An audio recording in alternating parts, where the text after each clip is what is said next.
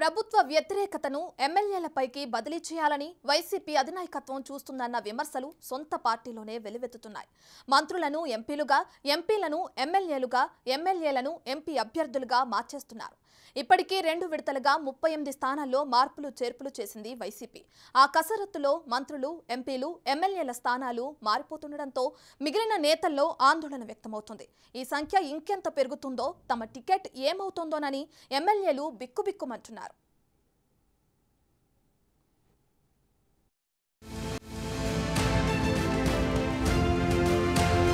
YCP ఇన్ఛార్జీల మార్పు ప్రక్రియ కొనసాగుతూనే ఉంది.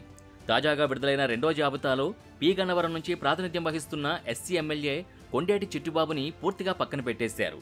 అదే వర్గానికి చెందిన పాయకరావుపేట ఎమ్మెల్యే స్థానంలో రాజాం ఎమ్మెల్యే కంబాల జోగులు ఇన్ఛార్జ్ అయ్యారు. రెండో జాబితాలో Vijayawada central MLA Malladi Vishnu, Yemmiganur MLA Chennakesava Reddy, Kadiri శాసనసభ్యుడు PV Siddha Reddy, P Gannavaram MLA Kondeti Chittubabu, Payakaraopeta MLA Golla Baburao టికెట్లు గల్లంతయ్యాయి. పోలవరం ఎమ్మెల్యే తెల్లం బాలరాజ్ స్థానంలో ఆయన భార్య రాజ్యలక్ష్మికి అభ్యర్థిత్వాన్ని ఖరారు చేశారు.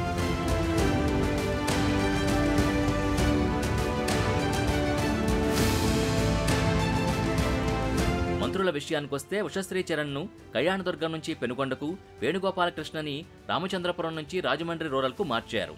అనకాపల్లిలో గుడివాడ అమర్నాథ్కు టికెట్ విషయంలో హ్యాండ్ ఇచ్చేశారు. ఆయనకి ఏ టికెట్ ఇస్తారో చెప్పకుండా గాల్లో పెట్టారు.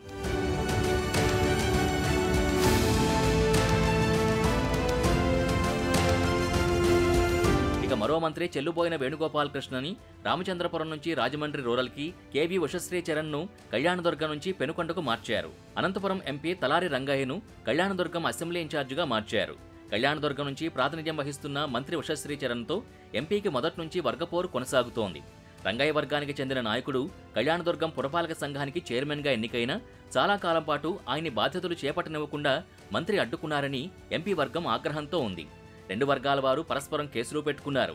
ఈ వర్గ పోరును సర్దుబాటు చేసేందుకే ఇప్పుడు రంగయ్యను కళ్యాణదుర్గానికి, మంత్రి ఉషను పెనుకొండకు మార్చారంటున్నారు.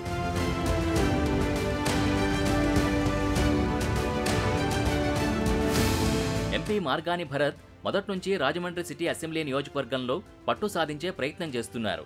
అక్కడే తన పట్టును నిలబెట్టుకునేందుకు రాజానగరం ఎమ్మెల్యే జక్కంపూడి రాజా సైతం ప్రయత్నించడంతో ఆయనకు భరత్కు మధ్య వర్గపోరు సాగింది. ఆ క్రమంలో ఎప్పటికప్పుడు రాజకీయ పలుకుబడి లేనివారిని పార్టీ సమన్వయకర్తలుగా నియమింపజేస్తూ వచ్చారు భరత్. ఇప్పుడు భరత్కే ఆ టికెట్ ఖరారైంది. అరకు ఎంపీ గొడ్డేటి మాధవి, కాకినాడ ఎంపీ వంగా గీత 2019లో ఎంపీలుగా ఎన్నికైన ఇద్దరు అసెంబ్లీ నియోజకవర్గాలపై దృష్టి సారిస్తూ వచ్చారు. మాధవి అటు పాడేరు, ఇటు అరకుపై దృష్టి పెట్టారు. ఇప్పుడు ఆమెకు అరకు దక్కింది. వంగా గీత గతంలో తాను ఎమ్మెల్యేగా గెలిచిన పిఠాపురంపైనే ఫోకస్ పెట్టి ఇప్పుడు అదే టికెట్ దక్కించుకున్నారు. పాడేరు ఎమ్మెల్యే భాగ్యలక్ష్మి అరకు లోక్సభకు, పెనుకొండ ఎమ్మెల్యే మాజీ మంత్రి శంకరనారాయణ అనంతపురం లోక్సభకు ఇన్ఛార్జీలుగా నియమితులయ్యారు. శంకరనారాయణపై పెనుకొండలో తీవ్ర వ్యతిరేకత నెలకొంది. ఈసారి ఆయనకు టికెట్ ఇస్తే ఊరుకోబోమని పార్టీ నేతలు బహిరంగంగా చెప్పారు. శంకరనారాయణ సామాజిక వర్గ ఓట్లు అనంతపురం జిల్లాలో భారీగా ఉన్నందున ఆయన్ను పక్కన పెడితే పార్టీకి ఇబ్బంది కలగవచ్చనే అంచనాతో అనంతపురం లోక్సభ టికెట్ ఆయనకు ఖరారు చేశారంటున్నారు. పిల్లి సుభాష్ చంద్రబోస్ తన సొంత నియోజకవర్గం రామచంద్రపురాన్ని దక్కించుకునేందుకు తీవ్రంగానే పోరాడాల్సి వచ్చింది. అక్కడి నుంచి ప్రస్తుతం ప్రాతినిధ్యం వహిస్తున్న మంత్రి వేణుగోపాలకృష్ణతో యుద్ధమే చేశారు. బోస్ వర్గీయులపై మంత్రి మనిషి దాడికి దిగేంత వరకు పరిస్థితి వెళ్ళింది. వీరి వ్యవహారంలో సీఎంఓలో పలుమార్లు పంచాయతీలు కూడా జరిగాయి. చివరకు బోస్ తనకు లేదా తన కుమారుడికి రామచంద్రపురం టికెట్ ఇవ్వకపోతే ఎంపీ పదవికి రాజీనామా చేస్తేనా సరే స్వతంత్రంగా పోటీ చేస్తానని అల్టిమేటం జారీ చేసే వరకు వెళ్ళింది పరిస్థితి.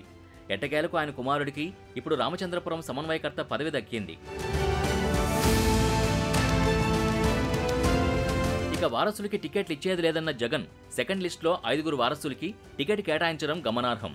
తిరుపతి ఇన్ఛార్జిగా భూమన కరుణాకర్ రెడ్డి కుమారుడు అభినయ్ రెడ్డి, చంద్రగిరి ఇన్ఛార్జిగా చెవిరెడ్డి భాస్కర్ రెడ్డి కొడుకు మోహిత్ రెడ్డి, మచిలీపట్నం ఇన్ఛార్జిగా పేర్ని నాని కుమారుడు పేర్ని కృష్ణమూర్తి, రామచంద్రపురం ఇన్ఛార్జిగా ఎంపీ పిల్లి సుభాష్ చంద్రబోస్ కుమారుడు పిల్లి సూర్యప్రకాష్ ఖరారయ్యారు. గుంటూరు తూర్పు ఎమ్మెల్యే షేక్ ముస్తఫాకు బదులు ఆయన కుమార్తె నూరి ఫాతిమాకు టికెట్ ఇచ్చారు. బళ్ళారికి చెందిన మాజీ మంత్రి బి శ్రీరాములు సోదరి జోలదరాశి శాంత వైసీపీలో చేరిన గంటల వ్యవధిలోనే ఎంపీ టికెట్ దక్కించుకోగలిగారు. హిందూపురం ఎంపీ గోరంట్ల మాధవ్ని పూర్తిగా పక్కన పెట్టేసిన జగన్ శాంతకు వైసీపీ కండువా కప్పగానే హిందూపురం లోక్సభ ఇన్ఛార్జ్ బాధ్యతలు కట్టబెట్టేశారు. ఆమెకు సీఎం జగన్ కండువా కప్పి పార్టీలోకి ఆహ్వానించారు. సాయంత్రానికి హిందూపురం లోక్సభ అభ్యర్థిగా ఆమె పేరును ప్రకటించేశారు.